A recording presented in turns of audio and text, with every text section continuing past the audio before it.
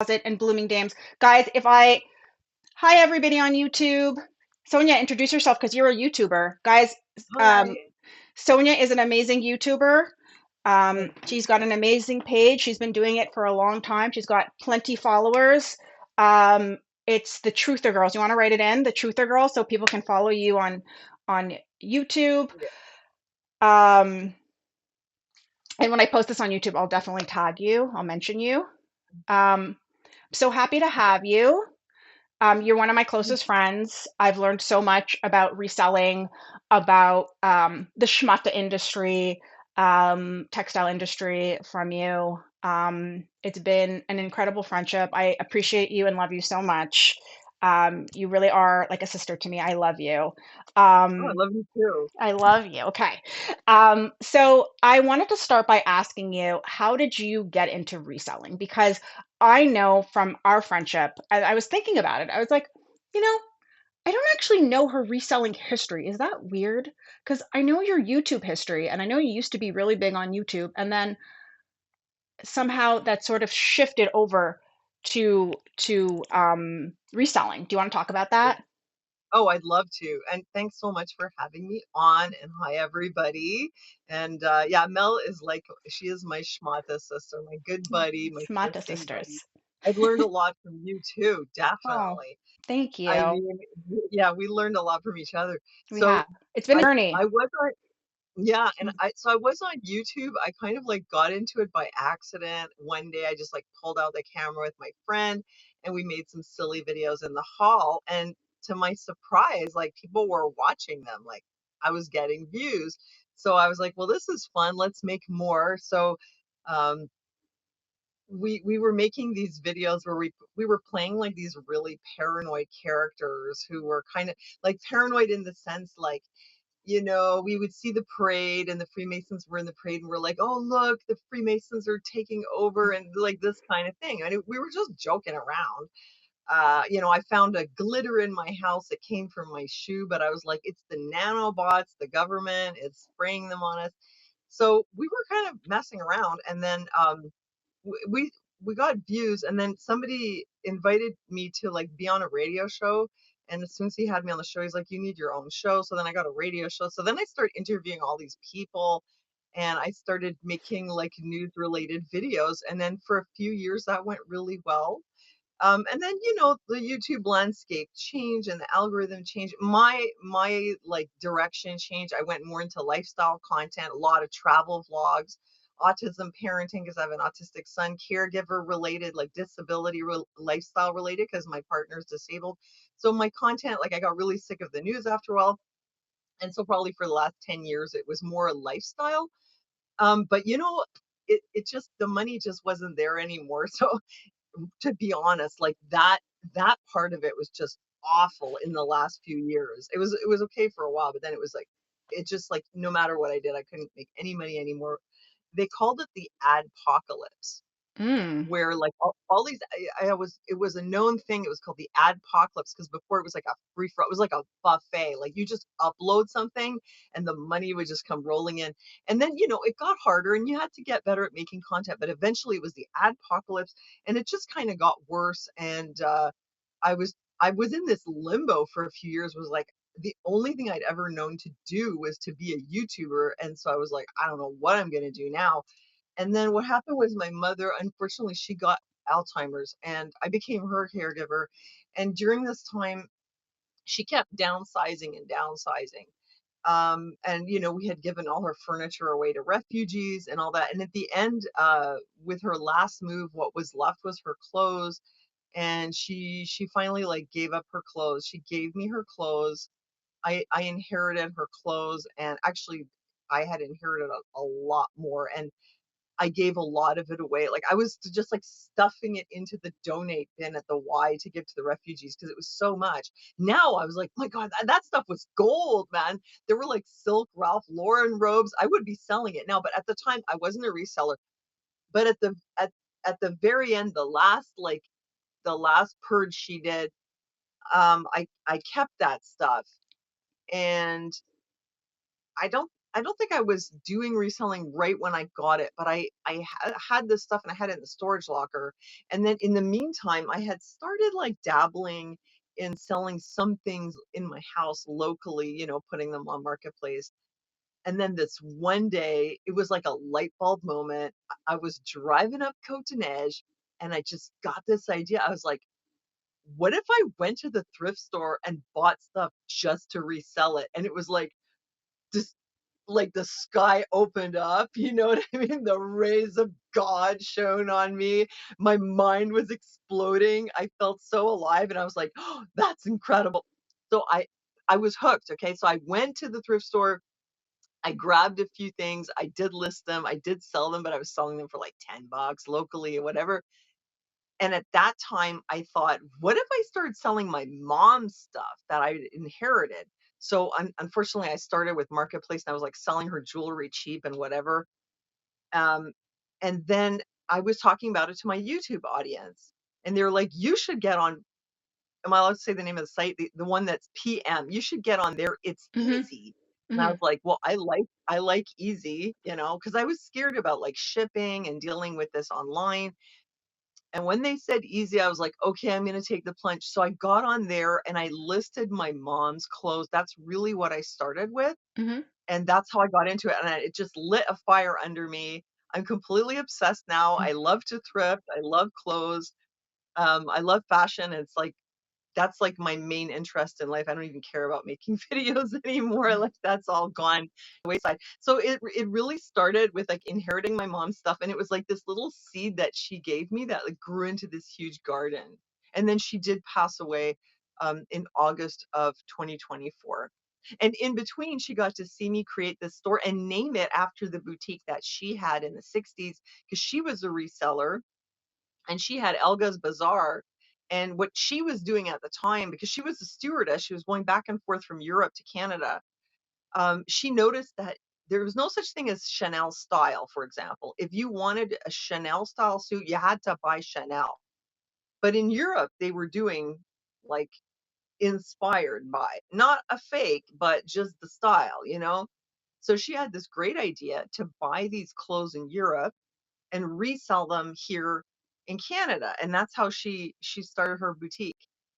And so she like she was really happy that I was now kind of following the same path, and I was happy to show her what I was doing online. And then unfortunately, she was deteriorating. So I kind of wish that I had done this when she was like fully, you know, mentally there, because I'm sure we would have had a great time sourcing, because she was Yeah. just like the best shopper. She had a great eye. But it's crazy how much I realize now how much I'm just like my mom. Because like growing up and like in the earlier years and through my life, I never had this interest. I was never a big shopper. I Hmm. was never really into fashion. And then all of a sudden, like it just completely 180'd. And now I'm like, oh, now I get it. Yeah. So you never Hmm. know. You never know where life is going to take you. I agree with that. My mom always says a lot can happen in a year, and that's turned out to be really true, really true. So when I find myself in a place and I'm like, oh, is this going to work or not? I tell myself, you know what? A lot can happen in a year. And it's funny because I remember um, it wasn't a year, but I remember sitting by the pool and I think I had dating wasn't working out for me. I was in my late 20s, dating wasn't working out for me. And I was sitting by the pool and I was talking with my brother Adam. And we were sitting by the pool and I wasn't really depressed, but I was just not happy with the way my life was going at the time. And I said to him, I'm just trying to relate with this idea of a lot can happen in a year. And I said to him, you know, I'm in my late 20s and this and that. And he says, you never know. Like maybe by next year you'll meet a guy, maybe you'll get married, maybe you'll even find out you're pregnant. And I don't know if he put a curse on me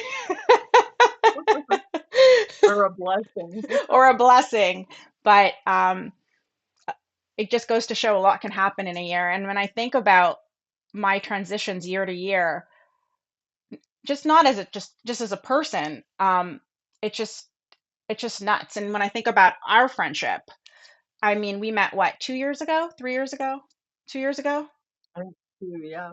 maybe almost 3 years ago. I feel like it was almost 3 years ago. We met almost 3 years ago at a resellers event. I'll call it a resellers event. We were at a resellers Yeah, event, a dinner. Um, and we just hit it off, and we've been that was sisters so ever since. cool. I know. Aren't you glad you went to that event? We I'm, met a s- few and you people know there what's so too. funny about that is Yeah, that I was invited to that last minute, legit 4 hours before it started. They sent me an invite. Hey, we have an opening. Do you want to come? Because I was on the wait list, and I was like, yeah, I want to it come. So I went, and I met you. was great. The food was good too. They spoiled The us. food was so good. They gave us gifts. They gave us gifts. The food was very good. Um, but unfortunately, it's not like how it used to be. But Yeah, we won't go there. We won't go there. We won't yeah. go there. I've Times since have moved changed. to this platform. I'm very happy on this platform. Um, and I'm very happy on Whatnot. Um, so yeah. Um, how have you been enjoying Whatnot? Talk to us. Tell us. Well, by the way, hi Elia and hi Cynthia. Hi everybody else as well.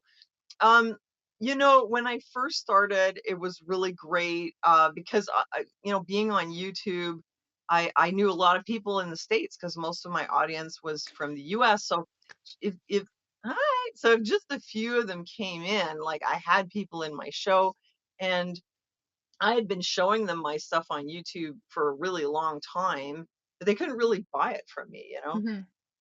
because the other site that I'm on, it's only shipping in Canada. So what was cool was now, like, I would show them my hauls, and then if they wanted to, and before I listed on the other site, they could come on Whatnot, and I would just sell it to them for a good price. And so it was going well, like for the first few months. And then I think when the tariffs came in, that really screwed me up because I was mostly selling to the US at that point. And I was selling home goods. And I was selling vintage home goods, and it was really fun. Like every week I'd sell like a box worth of stuff, and then I'd get to go shopping again because that's the extra fun part, right?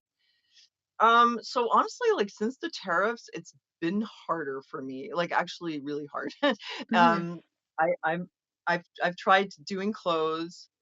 Um I don't know. I feel like I'm more of a lister than a live seller Hmm. for a number of reasons. One is because I'm a caregiver to my partner, so I'm kind of on call for him. I have an autistic teenager, and I don't know, like I've got a lot going on. Usually in the day, like I can't do a live in the day. Also, my place is really small. Like, where do I put my rack? I do my shows in my son's room, so live selling, it's like kind of complicated for me.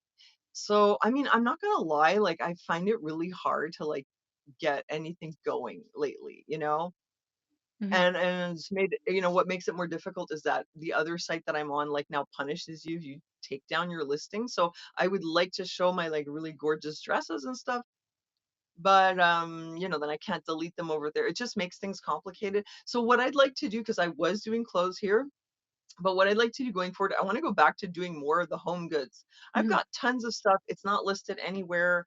And I think that the clothes, it was difficult because it's dark and I can't show them well.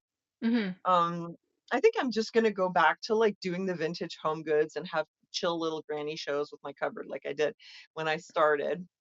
So I mean that's where I'm at, that's where I'm at with it.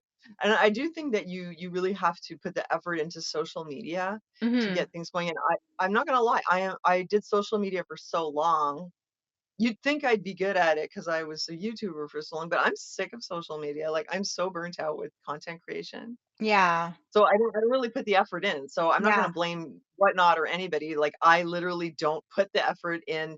I cannot deal with like making all these videos to promote. I'm tired of it. So, Yeah. So I want but to talk that's about that's the important thing to I do. want to Yeah. ask you, I want to talk about one thing, and then I want to ask you another thing.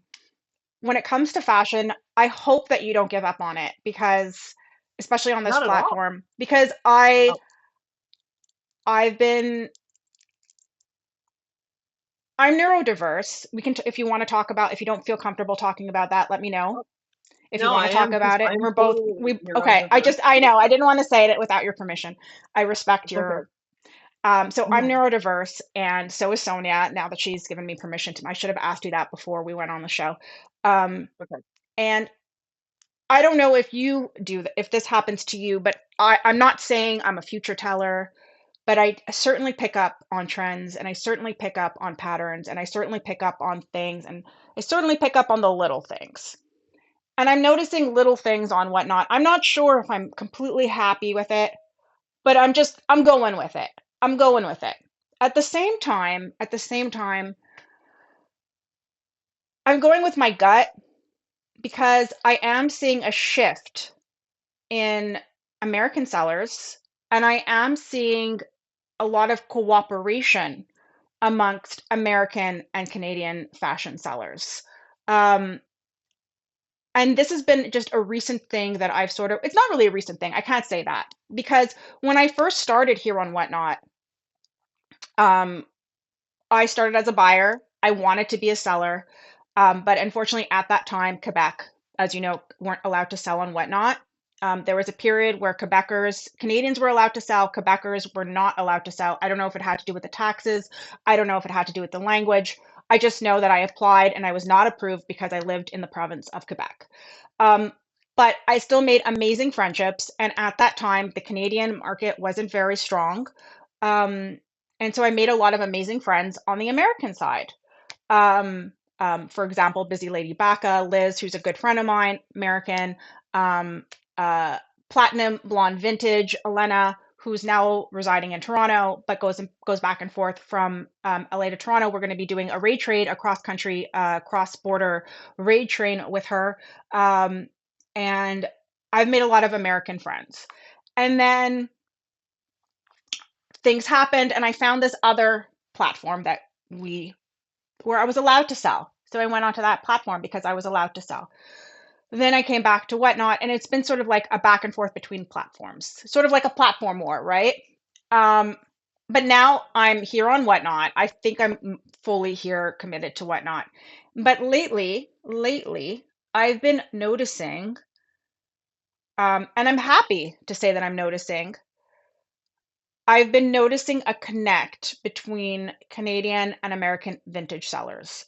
What I'm not happy about, which I'll say, um, and I understand perhaps why, I can see strategically why it might be this way. I just find that lately vintage sellers haven't been appreciated enough on Whatnot. But I think that's also the reasoning behind why a lot of Americans and Canadians have vintage resellers have been sort of partnering or, um, you know, maintaining friendships. It's also because, I mean, vintage is amazing and it's rare, and sometimes you can't find stuff in Canada. You can only find it in the US and vice versa, or in Europe or whatnot. Um, So saying that, I don't necessarily want you to give up on fashion because I see something. I see something unraveling. Um, am I happy with the push to contemporary, which I've been seeing quite frequently? Not really. Do I understand the strategy behind it? If they want to get major corporations on Whatnot, well, yeah, that makes sense. Um, but I wouldn't give up on fashion yet. There's something happening. There's going to be a big something. Just don't give up on it yet because you want to be one of and people who are fashion sellers that are watching right now, don't give up on it yet. There's something happening. There's an energy. They're going to see. And because you're already in the game, you're going to be the first ones to be pushed forward when the wave happens. I'm telling you. Hi Shauna. I'm telling you. Hi, Shauna. That's my little it's in my little ADHD pattern prediction for fashion right now. I might be wrong. I'm not a psychic. I'm just saying that's what my gut and my observations have been telling me. Fashion is my personal interest. I could talk all day about it. Um, I could talk to myself about it as a neurodiverse person. You know how that goes when you just blab and blah blah blah about a conversation that you like. But that's what I think is going to happen. Um, on that note, I wanted to ask you, Sonia, what are your struggles as someone with neurodiverse as a reseller? I think Oh, that's okay. something we don't talk I can enough about. easily answer that. No? Yeah, and I just want to say Yeah. I'm not giving up on fashion. I Yeah. sell like 95% of what I sell is clothing. I just don't sell it here. Hmm. But I mean, And give up on it on this platform. yeah, I don't think well, you should do that just yet. part of the problem, and I'm fully aware of this, is me being burnt out with social media and not Yeah. promoting myself. Hmm. Um, and so what happens is this is an auction platform. So people are big, and especially because you've got people here who have like warehouses full of inventory and they're running everything for $1. Hmm. People are kind of expecting it to start at $1. The problem with me is if I have maybe 3 or 5 or 10 people in my show, if I run it for $1, it's going to sell for $1. So I was trying to run from 5 to 15 for the things that have cycled out of the other platform. Like Hmm. I'll list things, and if they don't sell within 90 days, I will show them on here. Hmm. And then if they don't sell here, and I'll do a massive discount. And if they don't sell here, I'll recycle them onto the other platform. That's what I was doing. And then I started to see that people seem to want like $5 shirts on everything, but realistically, I have to get paid for my time and like Hmm. all the effort I put in. I can't just do that. Hmm. So I was trying to like run some things that I could at 5. I found even that was a struggle. I finally did a $1 show. I sold like 10 Y no, like 7 Y2K tops for $1 Hmm. and 2 books and another top for $1. I sold her all my tops. I got paid about $7 for an hour and a half of work, and I was like, "Okay, I can't do this because, and it's okay for that show." Like I ran an experiment, but I was getting paid like 70 cents, so like less than what I paid. And I just felt like with the time I put in and the shipping time and everything, that's not going to work. I have to come up with another strategy. Hmm. So I think my best strategy is to, as my inventory cycles, to show the inventory that has cycled out on the other platform. It just means a lot of like moving things around, and I'm kind of reorganizing my closet so it's more easily accessible for me to show items. My other biggest challenge is the lighting. Like, see here, it's great right now, but then when I usually do shows at night. So it's not that I've given up. It's just that I have to find a balance for where this is like an extra platform for me to show more things, Hmm. um, without me giving myself a mountain of work Hmm. and turning my place upside down and coming out with like $5 or maybe nothing. So Yeah. I'm trying to find a balance. That's all I'm trying to do. And if I can find a good balance with that, then for sure I'm going to be here still showing clothes. But for now, I think I might want to go back to the home goods because they're at least they're in a cupboard and I don't have to throw them all over my room. Hmm. So with the neurodiversity, my biggest struggle, because me, the way I'm neurodiverse, I'm on the autism spectrum. Hmm. And even though I may look like I have ADHD. Apparently, I don't have it at all. Hmm. Although most of my friends have ADHD because to me, they're the most fun people in the world. High five. I like very much. Um, we're a very good match, like a good marriage. Hmm. Um, so me being on the autism spectrum, like everyone on the spectrum is different. You get a lot of different sort of types of people. And I am the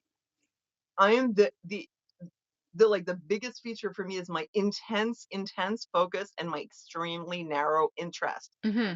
which kind of baffles people a lot. Melody knows it's true. Hmm. It kind of baffles people a lot because when you meet me, like I don't think you would notice like immediately that I have some kind of disability. I mean, I may come across a little eccentric, but maybe I'm just eccentric or whatever. And not eccentric like, oh, red flag, this person's going to be a drama factory, but more just like in the way I dress and the way I talk. I'm a theater person too. I have a background in entertainment. So I get along with like theater people and entertainers well. So with them, it's fine. With ADHD folks, it's fine. I feel like with people who are neither one of those, they might find me like a little eccentric and maybe they're like, what's up with this person? But when you really see my autism, it is how incredibly intense and narrow my focus is. And that is like to the point where like people can't handle it. And that's just the way my mind works. There's no room for anything else. Like I will have one thing that I'm into and that's what I think about like all the time. It's really really difficult for me to shift my focus away from it. I have to like force myself. like if my friends invite me to go out, I have to like force myself to wanna to go do something else. I mean, I like to travel also. If I'm traveling though, I'll make videos. And I tell you, if I was traveling now, I'd be trying to source wherever I'm traveling to as well. I'd probably be trying to list. I've done that. I've gone on vacation, sourced and listed while I was on vacation. So the thing with ADHD hyperfocus is that people with ADHD may get moments of hyperfocus or areas of special interest that are intense, but their interests will tend to switch over more quickly. Like this week, I'm into macrame. In 2 weeks, I'm into like making gel prints. Now I'm into, I want an aquarium, and they might be really into it. And that's why there's all these memes about like, I don't really need to start a new hobby, but, and then they show the shopping cart and it's full of Mhm. all kinds of like, Mhm. yarn or whatever. Because so your interest is intense. It's now, it's like kaboom, and then it switches. Whereas with me, it is long term, and I Mhm. mean years. And I'm like a one track train. I can just keep going and going. And I'm like this with everything else as well. For example, I don't switch gears and tasks easily at all. Like if I'm going to do housework, I'm better to do housework all day. I'm the If I'm same. going to do dishes, I'm better to do dishes and Yeah, clean all day. I'm the If same. I'm going to do errands, get me out of the house and keep me out of the Yeah. house. I cannot Don't do sit down, dishes it's a and then go trap, out. right? I'm Don't going to have sit a down, mental it's a breakdown. trap. If I have to run errands and Yeah. then come home and clean, I will literally feel so burnt out that Mhm. I feel like sick. I can't I'm the even. same. Um, Exactly. you know, Mhm. so I really have a hard time switching gears, and that includes, like, going from, like, being with people, doing something with someone to, like, not, or the other way around. Like, if I'm Mhm. out with somebody, it's fine, but if I have to, like, take phone calls while I'm working, or it's just so yeah, like I mean, I've been on this trip with the reselling for like at least the 3 years I've been online, and the year before that, it was kind of I was really getting into it, but I wasn't really successful at it, so I was still doing the videos, but I wasn't really into that. My interests when I was younger were also like very intense, and I'll just give you an example. I was very interested in epidemics as a child. I mean, so Mhm. like when you have a 9-year-old that talks about the plague all the time, it's a bit weird. That's I was like, also I an really knew interest that why. Sonia and I have. And when I was in university, I actually became very hyper focused on public policy and health. Um, I studied public policy, and so that was something also that Sonia and I sort of connected about. Yeah. Yeah, Go ahead. Go ahead. So sorry. but like for me, it was the plague and leprosy. These were like the two biggest. I was so fascinated as a child. I just wanted to read about the plague all the time. And the other one was etymology. I really loved the root words that came from all these ancient languages. Hmm. And I would love to like decode people's names and tell them like your name means this, your name means that. It comes from Sanskrit, it comes from Hebrew, it's Greek. And so that's really unusual. I'm not talking like a young child from like maybe 8 or 9 all the way through my teens. That I mean, it's not like that weird, but it is unusual. But the good thing about that was that I had such a big base of like root words in ancient languages that I ended up getting work as a medical transcriptionist, because like I knew everything, like I knew all the Latin and Greek terms. But I mean, those are unusual interests, and those were my long-term interests. And then it switched to videos, and then that was like all I did. But to the point where my friends were like, "Oh my gosh, does it have to be a video again?" Like, because I'm always pulling out the camera. And in the beginning, I wasn't really aware that not everybody wants to be on camera. Like Hmm. that's part maybe me being an Aspie also, or whatever kind of autism spectrum I am. So like, it took me a while to realize like this might be alienating people. Not everybody wants to make videos all the time. Hmm. So then I was just kind of in I want to my do more own like videos with you, lane. girl. I love our videos, our That's adventures. great. We need to do I I feel think we like, should do more adventure videos. The ones like going to the market and that's going to great. the antique show that we went to in St. Hyacinth. Yeah. The first time we ever went to the bins together. Yeah. Yeah. Yeah, I'm down with that. Like, I still love that, especially if it intersects with reselling. I'm trying to move my video content more to be reselling related. It's just Hmm. the audience I have wants to hear about news, and it's an ungrateful business. I did one video about the hantavirus, basically telling them, "Don't worry about it. It's not even that contagious." And I just got so many stupid comments. I was like, "Ugh, why do I even bother?" Hmm. So now, yeah, my interest now, it's reselling, but there's another thing is I've always been very eco-conscious. I've even like way before it was trendy and people were doing it, I was recycling everything. I've always really despised the way that we waste things and that there's people who need things. And meanwhile, there's other people throwing them away.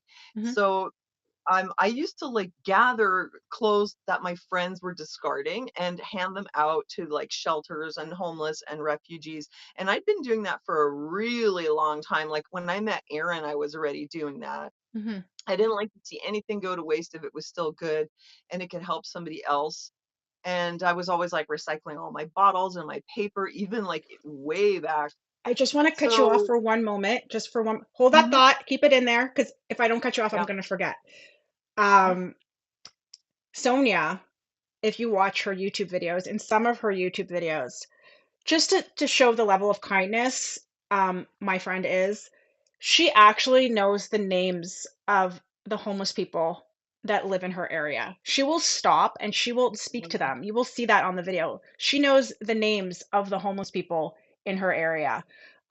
And that was always something that really touched me. I thought that was really beautiful because I find, especially in Montreal right now, there is a serious, serious, serious problem of homelessness, of displacement here in Montreal. Um, there is a housing crisis, um, yeah. and we have terrible weather, and to see people out in the cold is just awful. And my friend Sonia here I have witnessed her handing out warm clothing items, making sure people get out of the snow. She has questioned people, why are you sleeping in the snow, and has gone out of her way to help them. Um, she knows the names of the people that are homeless in the area, and she's just such a kind, beautiful person. And I had to say that so that people Thanks, in the thanks, Mel. community, whatnot community, know that about you. Thanks, I appreciate that.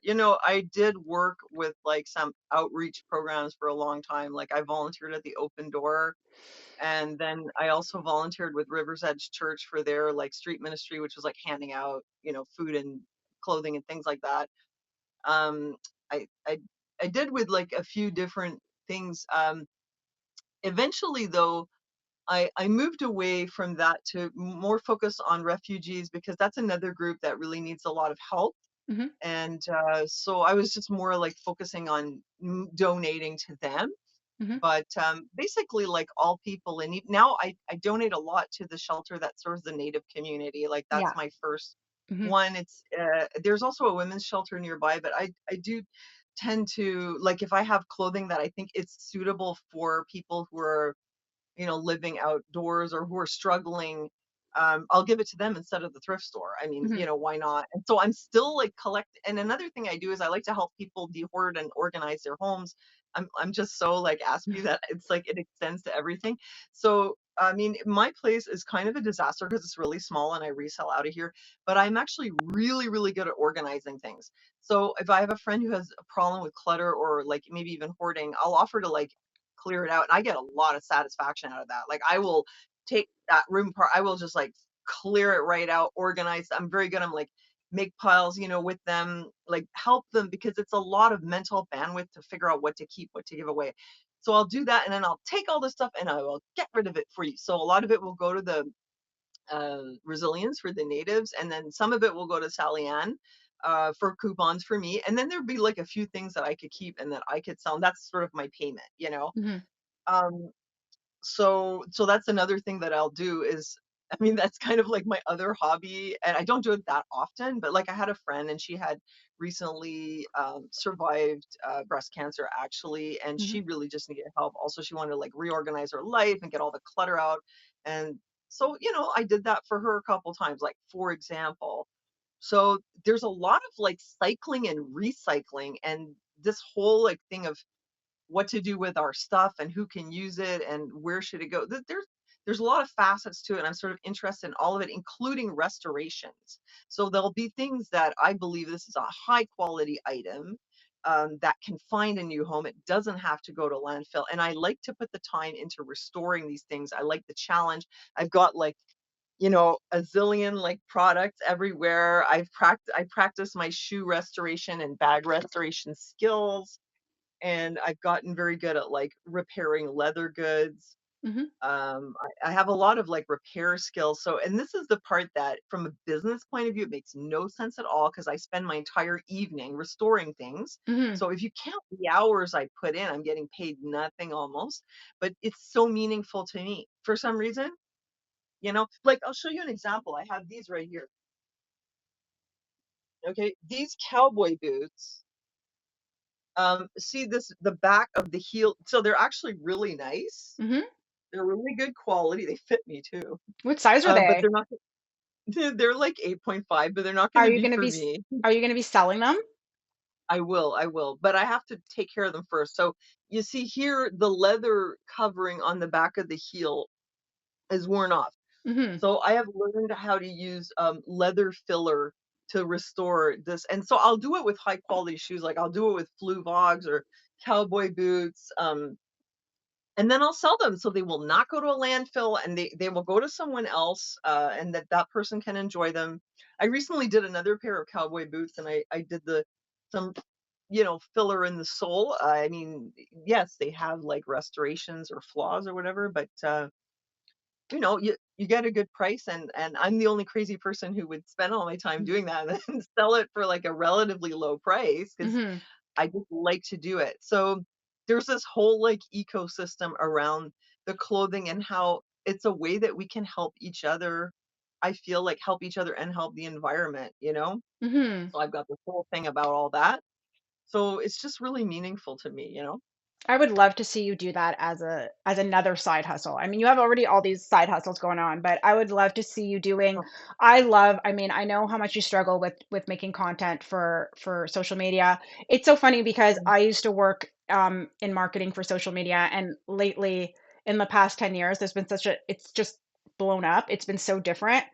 Um, and I also find it hard. It's hard to keep up. It's very tiring, the social media aspect of it. Not just the uploading, but also sometimes just the communicating, like keeping up with all the communication on social media.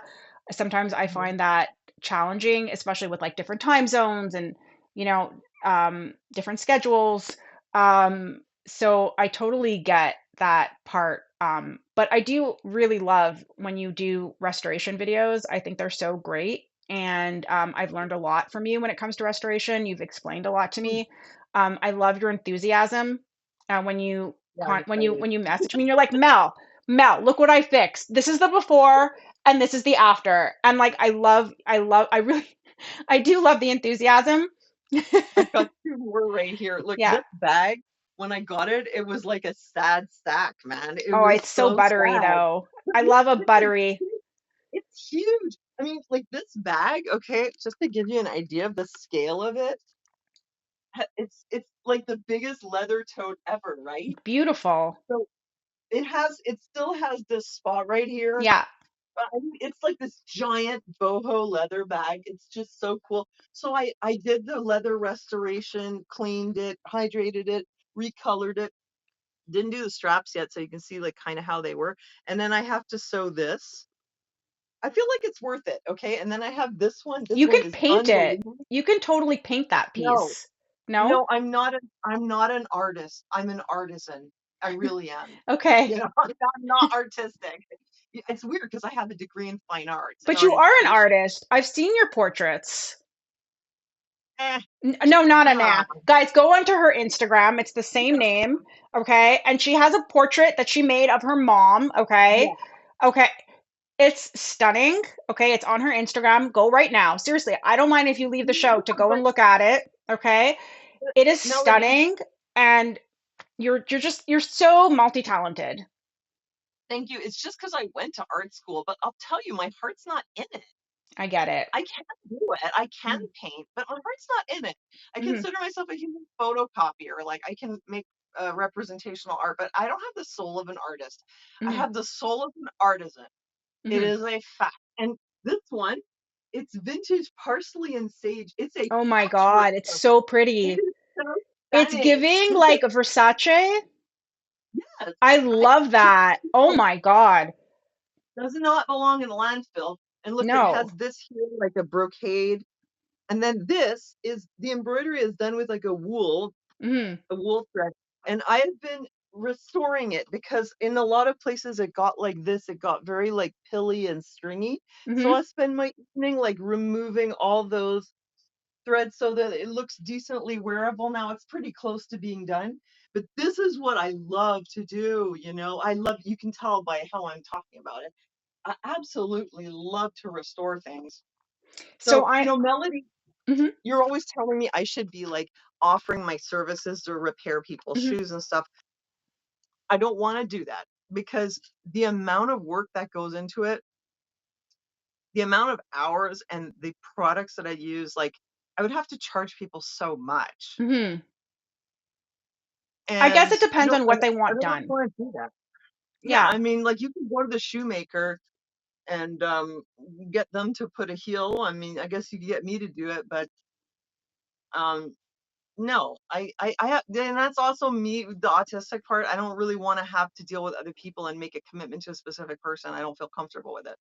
I've also sort of found myself, I don't know how you feel about this, so maybe we can just talk about this because this is something I've been really thinking about, and it's really recent that I've been thinking about this, which is Mhm. silly because I am a vintage reseller.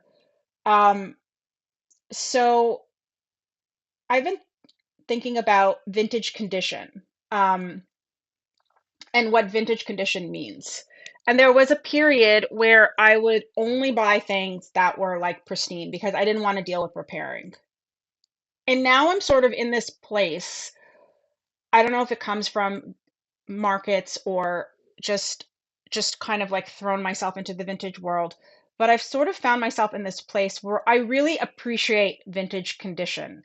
I really appreciate leather that's been worn.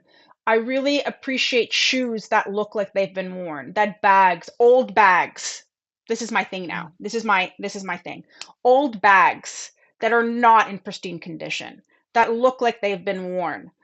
I appreciate that. I like that. I like items that are vintage that show their age. And I don't know where this came from, but it's been a recent phenomenon for me.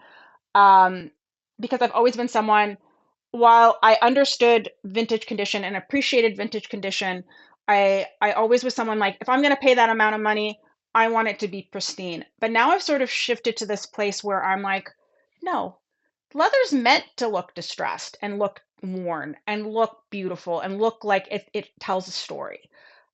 So it's sort of I find myself in a place where it's sort of changed.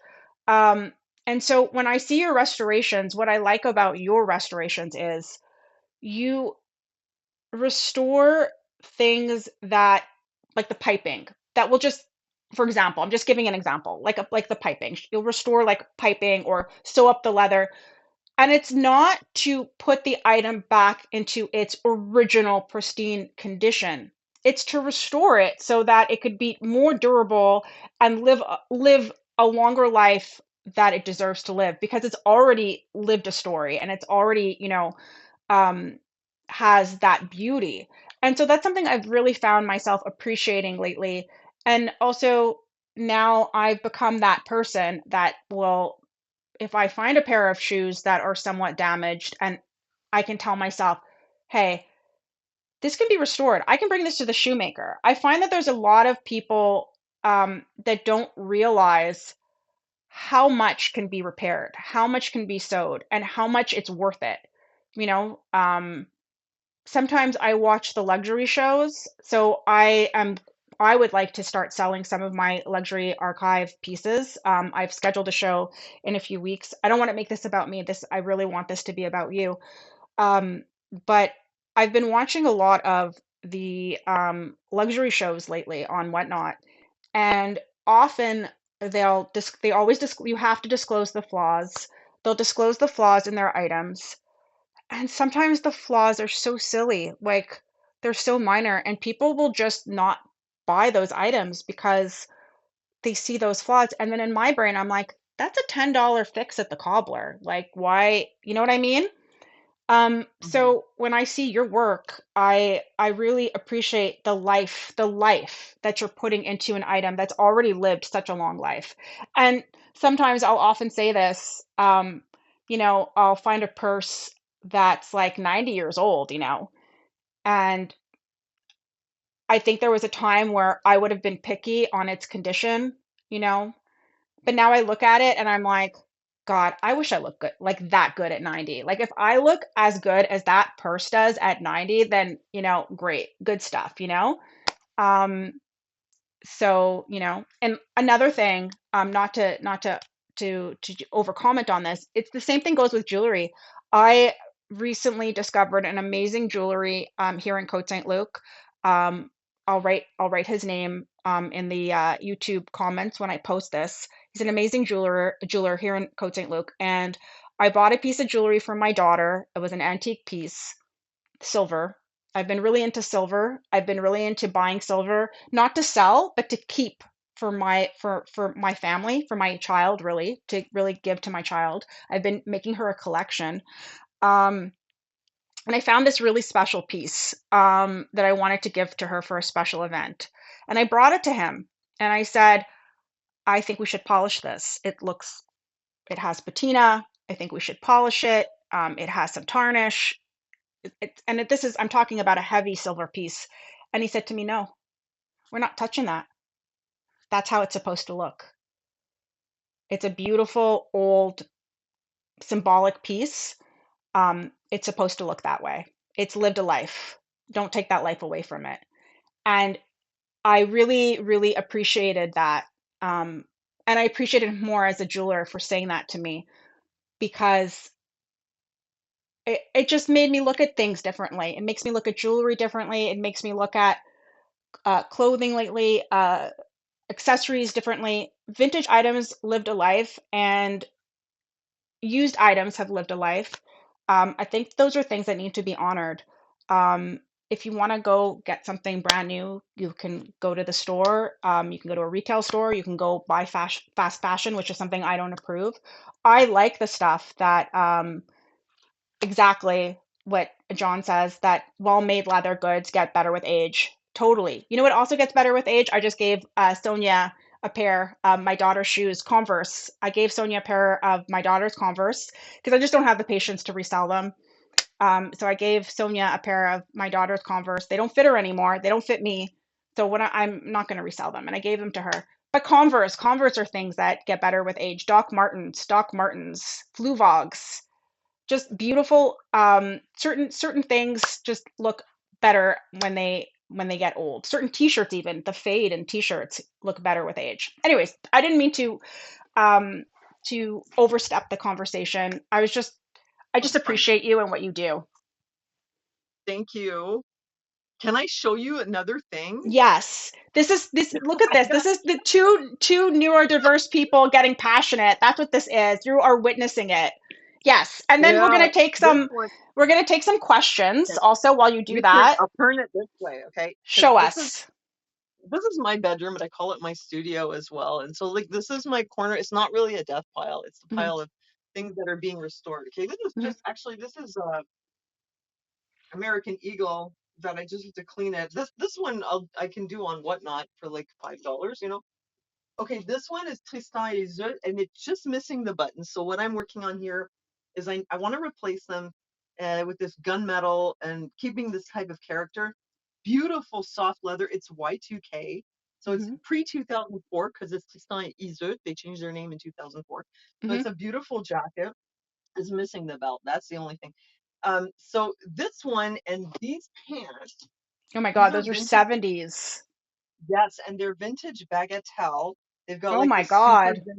yeah, and I had to sew here. It's fixed. You literally can't even tell it ever had anything. What are the Um, waist on and those? I might want those. these are really tiny because they're vintage size No, 9. but for So that's like a Lucy. oh yeah, they're like that's like a size 2. Lucy So has it's a been gorgeous. my child has been so into like bell bottoms because she's very tall. She's very tall, Lucy. She's very tall and she has a hard time finding pants that fit her frame. And 1970s, man, she's been finding pants like that and they just fit her so nicely. Unbelievable. But the thing is, so the buttons originally they were like these burgundy buttons, Hmm. but there was only two here and none in the back. So I'm like experimenting with different kinds of buttons to try. Now, I tried with these and I feel like actually it looked better with the contrast. Like when you have it like this, Hmm. it needs to have a darker button to echo this. But actually these look kind of cheap. So I discovered that there is a button store in Montreal on the plateau. It's called Rick's Racks Oh, and cool. it's all buttons. So I'm gonna go up there. I'm gonna have to bring those two and I'm gonna spend the money to restore using really excellent buttons. And here's one more thing. Also, if you go to the Montreal markets, often a lot of the vendors will have like bags of buttons that they're just selling. They're just selling. Yeah, it's just because like it's hard to find exactly when you need something very specific. Yeah. And I've been looking for a while, but like I'm gonna go there because I know I can choose the color, the style, the material. This is a Edwardian, like early 20th century. Okay, it's got a hood on it. Oh my God. This is, you know, for when a child A passed away baptism. about, Yeah. Oh, for no, when it's it not for a when baptism. they It's pass a away. it's a laying out. It's for the laying out. Oh. And there was a dress that came with it. This actually belonged to my mother. I didn't know, but so the dress, she had it on this giant doll. And in fact, I think it came with the doll. And then I just inherited this. I did clean it. It does have stains, like it is authentic. Mm-hmm. Okay. It's silk and then it's got this beautiful lace here. It's really a collector piece. It's like museum type Mm-hmm. of piece. It is a bit grim, but it's also like very historical and very important. So what they would do is they would dress the child in the special dress, and then they would have this. The old elastic was made with like natural rubber or whatever, latex, I don't know, but it's very dried out, and you don't want to replace the elastic. Somebody had added this at some point, I guess at the time, I don't know, but or maybe my mom did that when she put it on the doll. I don't really know, but the elastic doesn't work anymore. So the thing was, they would lay the child out for a few days for the viewing, and then they would keep the clothes. And sometimes they would even have a life-size porcelain doll, and they would dress the doll in those clothes, like as a memento mori. So Mm-hmm. this is a really important piece. And I'm just, like I did clean it. Now I am just trying to work on like fluffing it up a little so it doesn't look so crinkled. And then I'm also gonna have that one. I'm gonna put that one up for sale online. Sonia, do you For remember that collectors. time that we were looking at that cabinet photo and you're like, I don't know what's wrong with her skin? And I'm like, she's probably dead, Sonia. And you're like, oh, really? Do you remember? Which cabinet Because the photo? Because I saw Victorians used them. to do that. They used to take photographs I of know their I did. deceased and Yeah, they I used to know. make them look like they were alive. Oh, I know. I Yeah. know all about it. Yeah. That's one. That's another thing that I kind of like went down that that path of interest at one point. Um. Well, I don't remember the specific photo that you're talking about, but yeah, they did do that. They did do that. And then Melody, I have this one also. This one, I need to deal with it. It's beautiful. Look, it's 1980s. It's silk and it has this beautiful pleating on it. And the silk is in really great shape, but Beautiful. it has some spots here. So I couldn't decide, should I just sell it as is, let somebody else dry clean it, or should I try to do the at-home dry cleaning, like very gently in the dryer? Um, I would probably what sell do you it think? as is. Okay, it Sell it as is? depends. If I were to keep it, then I would go through all lengths to restore it. If I was keeping it, if I knew I was keeping it for myself, if you're gonna sell it, I would probably sell it as is because I don't think with the dry cleaning and with everything, you're gonna make the value of what you paid up for in restoring it. Well, no, I do the dry cleaning myself, Okay. You could but I mean, try, but you don't know if, well, yeah. let's clear it up. And then I have also this one here. This is a very special suit. I have two of these. This is a vintage 1960s. This one's from my mom's shop. So this is what I mean when I said Chanel style. But Mm-hmm. it's Beautiful. yellow.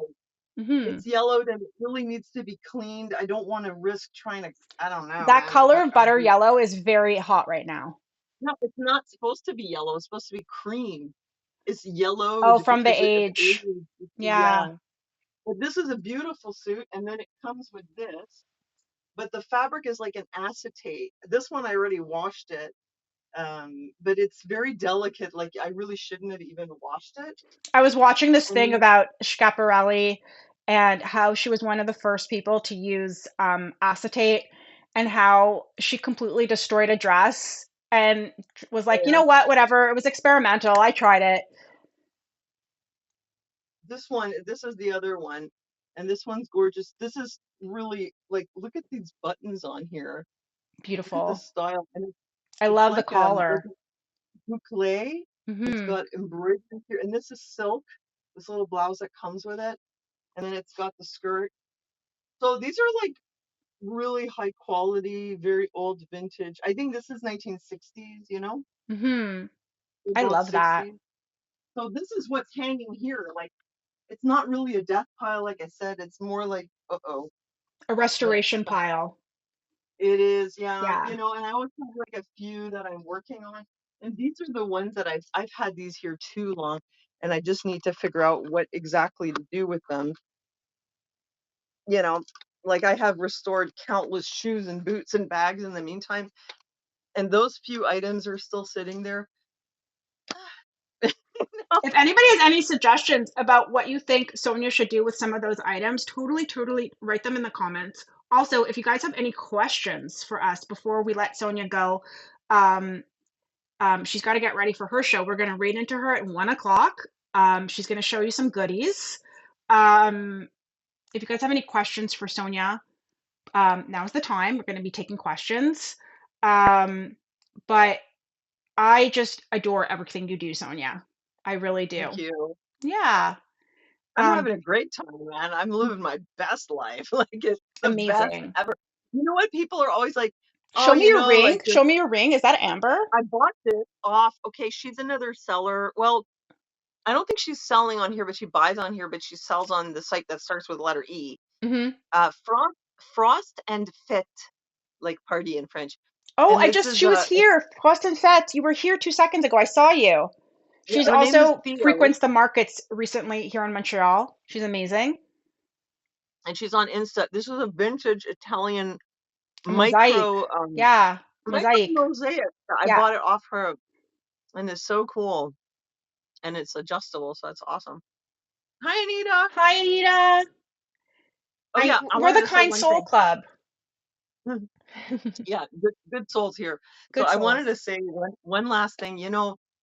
I remember being in my 20s and feeling like I can't even imagine living past 40. Like, what kind of crap life is that going to be? I'm going to be old. I'm going to look like crap. Hmm. It's going to suck. Um, I have found that like it's almost like every 10 years I completely reinvent myself. Hmm. In my 30s, I was a new mom. I was a vlogger. Um, well, in my 40s, I was a vlogger too. Wait a minute, how did this work? No, in my 30s, I was like working and I became a new mom. I met my partner. In my 40s, I was a vlogger. And in my 50s, I'm doing this. And let me tell you, like my 50s have been awesome. Um, I feel so much like I know who I am. I'm like living so much my best life. So I just wanted to say, don't be scared of getting older. Be true to yourself. Do what you love in life. Follow your passions and you will live your absolute best life. Like I'm having a better time now in my 50s than I even had. Well, my 40s were pretty good with the travel videos. Like that was awesome too. But I would choose if God was like, Sonia, you could either be 25 right now and living the life you had at 25, or you could be 50 and living the life you're living now. I would say, give me 50. It's good. I love that. What's your advice for neurodivergence to feel comfortable selling a what? Well, here's my 2 cents. I have discovered that a ton of people who are in the reselling business are neurodivergent in different ways. I have been absolutely astonished to discover one after the other, all these sellers that I know and follow and have bought from, have done raid trains with. Lots and lots of them have ADHD. It's like seems to be like a really big thing. And even I was very surprised to discover a lot of them are on the autism spectrum. And I was thinking like, how is this possible? Like I have like a sort of friend group I do raid trains with. We chit chat together. And I found out like a whole bunch of them are on the spectrum. I think we just sort of found each other. I mean, there's probably like neurotypical resellers out there as well, and they have a different vibe and they sell in a different way. They probably sell different stuff. There's lots of spicy people on here. Hmm. You will find your tribe and you'll fit right in, you know. So that's my advice. You're in the right place. My advice would be just jump in. Maybe ask if your neurodiverse buddies can come and support you, maybe mod for you. Just jump in, tell yourself, I'm just going to do a half an hour. I'm just going to do a half an hour. I'm going to try it for a half an hour. You're going to see you're going to want to stay on longer. But just mentally tell yourself, I'm just staying on for a half an hour and start there and see how you feel. See how you feel. Don't be too hard on yourself. Be kind to yourself. See how you feel and go from there. I think obsessing over vintage and sourcing vintage definitely takes a level of obsession that we all have. I think Yeah. so too. I think I certainly have found my tribe here on Whatnot. I hope that vintage sellers don't leave because what I love about vintage is that it's unique. Not a lot of people have those specific items, especially archival pieces. So I think it's something that a lot of us do share, and I would be sad to see that that part of Whatnot kind of disappear. No, Do we have any it's other not going to questions? disappear. It's not going to happen. It's not. It's not. There's a shift happening right now, and it's a good shift. You'll see. But it's good Yeah, advice what you you said. do. People are not worried about getting on here. I mean, look, I my shows are like they bomb out every time. You just got to do it anyway. Yeah. Get on there, give it a try. Don't try not to take it personally if it's not like there's tons of people in there. Just Hmm. go on there and just do what you feel comfortable. And you know what? Even sometimes I don't have sales, but I have some nice people coming in and we talk. Sometimes that even helps me reorganize my inventory, Hmm. so you just go and just do it for the experience and just act like there is people there. Just show your stuff and talk and don't just sit there. Um, and yeah, just go for it, you know? That's Trust the it. process. Trust the process and be consistent. I find that is one of the biggest challenges as somebody with neurodiversity is being consistent. You've been really good, Sonia, with doing your. I understand last night you didn't do it because you're coming on today, but you've been really great with doing your regular Thursday shows. Find maybe a show every week that you know that you were going to hold yourself accountable and show up to every week. So for me, it's Fashion FriYay. I tell myself I'm going to show up, even if I don't sell anything, even if we're just chatting, I'm going to show up every week at Friday at 11. Sometimes I'm a few minutes late, I admit it, but I'm going to make my biggest effort to be here on Friday morning. Um, that's going to be my sort of make it like an obligation that you have to do that.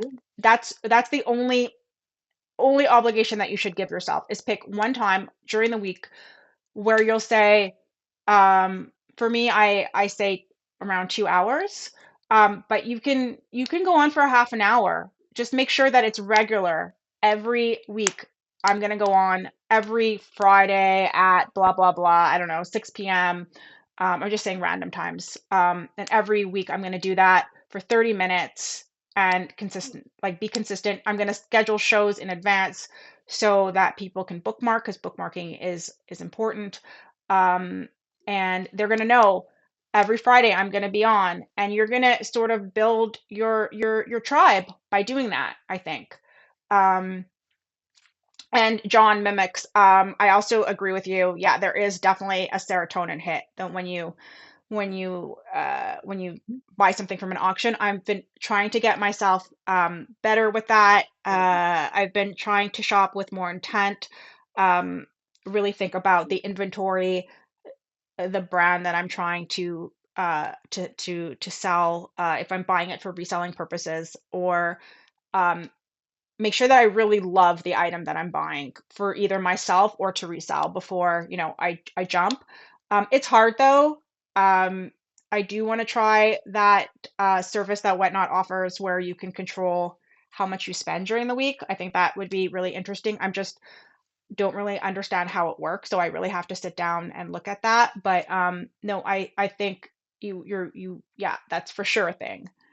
That's for sure a thing. I'm the same way, Melody. Yeah. You know what, you guys, I love all the stuff that everybody has. I Hmm. want everything, even Hmm. if it doesn't fit me.